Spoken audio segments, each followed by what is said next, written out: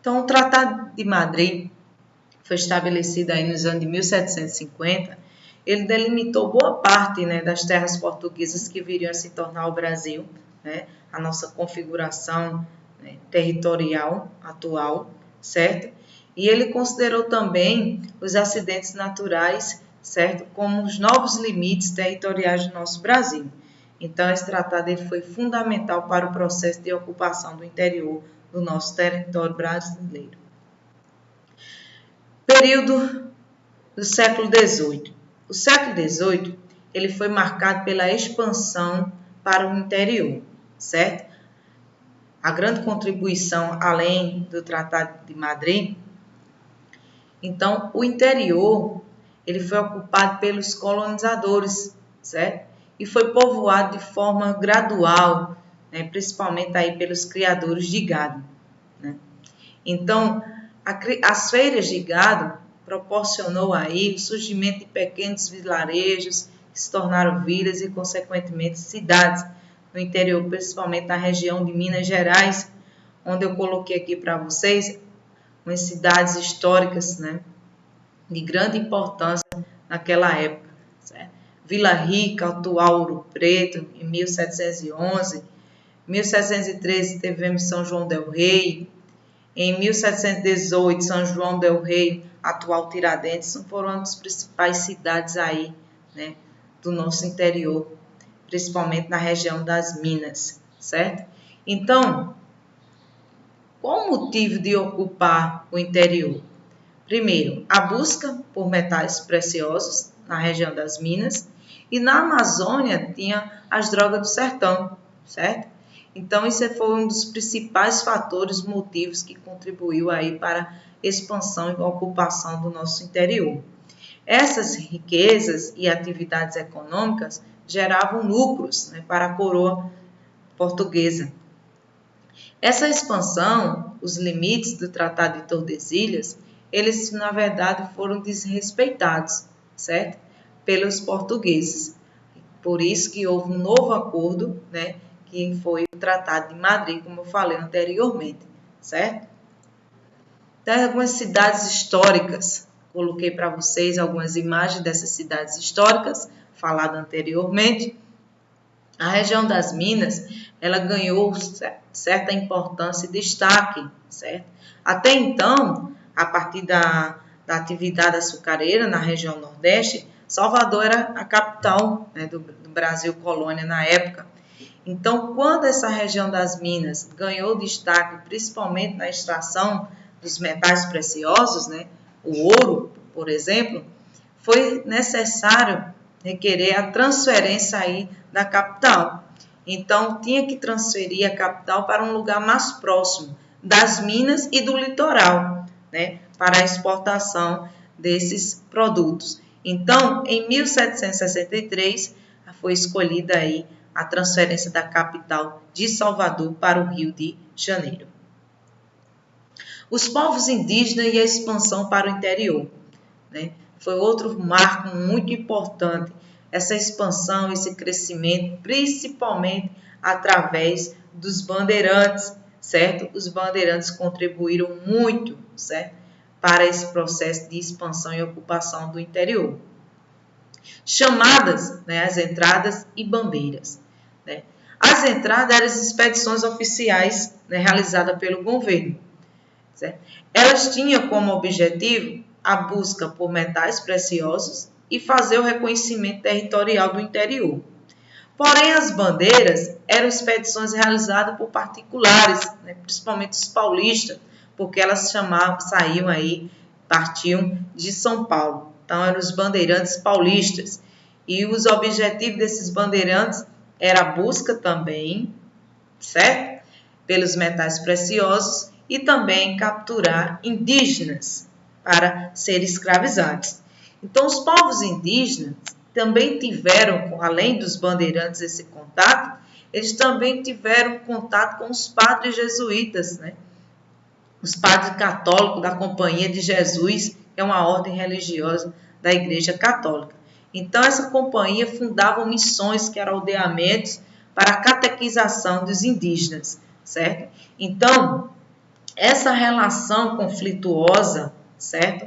Essa relação conflituosa de indígenas com os bandeirantes e com os padres jesuítas, resultou aí em mortes e no processo de escravização.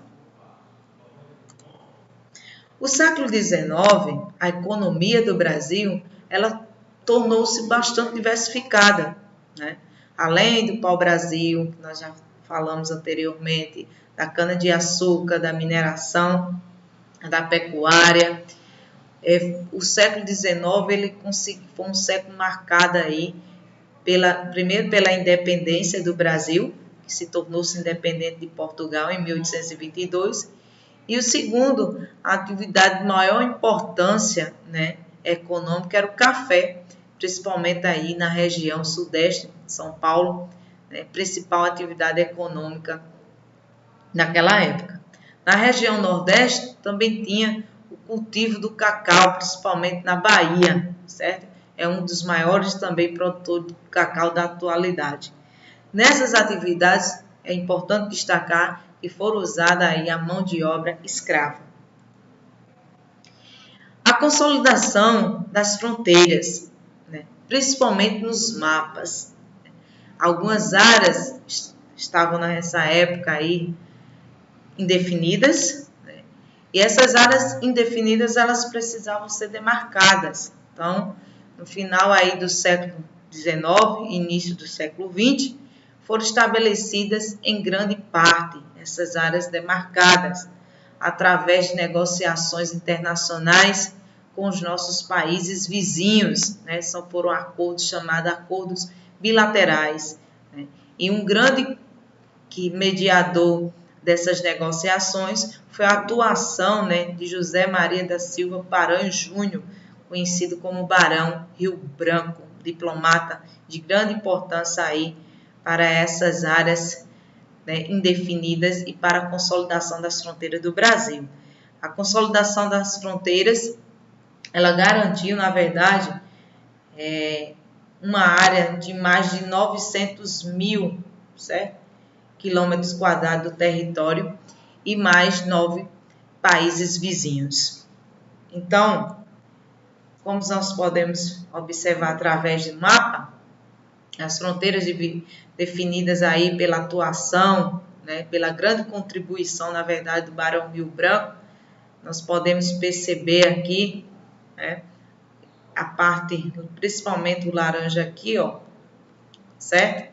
Que foram aquisições feitas por acordo bilateral, ou seja, que envolve mais de um país, certo? Os séculos 20 e 21 houve uma significativa mudança na configuração, né, das unidades da Federação Brasileira, principalmente nas fronteiras internas, certo? Então, o século XX foi marcado, né, por essas mudanças, tanto externas quanto internas. Por exemplo, as mudanças, né, externas aí, nós podemos citar a modernização que aconteceu, né, a diversificação das trocas comerciais e política externa. As mudanças internas, podemos colocar aqui processo de industrialização, que provocou também o aumento da população urbana, a criação de Brasília, né, e consequentemente, né, a mudança aí da capital que ocorreu em 1960, foi grandes mudanças internas que aconteceu no século XX. Território brasileiro. O território brasileiro e suas regiões. O território foi regionalizado a partir de agrupamentos de regiões, considerando algumas características comuns e semelhantes, né? De acordo com o IBGE, seu critério de regionalização ele é o mais utilizado, ou seja, as grandes regiões do Brasil, o IBGE classificou em Norte, Nordeste, Centro-Oeste, Sul e Sudeste. Então, o critério de regionalização feito pelo IBGE. Em contrapartida, né, em 1967, um geógrafo chamado Pedro Pinchas Geiger, ele fez um outro tipo de regionalização do Brasil, baseada aí nas características históricas e socioeconômicas. Ele não considera as fronteiras internas do Brasil e, em alguns casos, né, por exemplo, alguns estados, eles têm seu território em mais de uma região, né? E essa regionalização de Geiger é conhecida também, chamada de complexos regionais ou regiões geoeconômicas. Então, nós podemos observar como foi o critério muito diferente, né, do IBGE, onde ele dividiu o Brasil aí em 3 regiões geoeconômicas: a do Nordeste, a Amazônia, certo? E a do Centro-Sul, certo? A do Centro-Sul, segundo ele, apresentava mais um dinamismo socioeconômico. Obrigada pela atenção e até a próxima aula.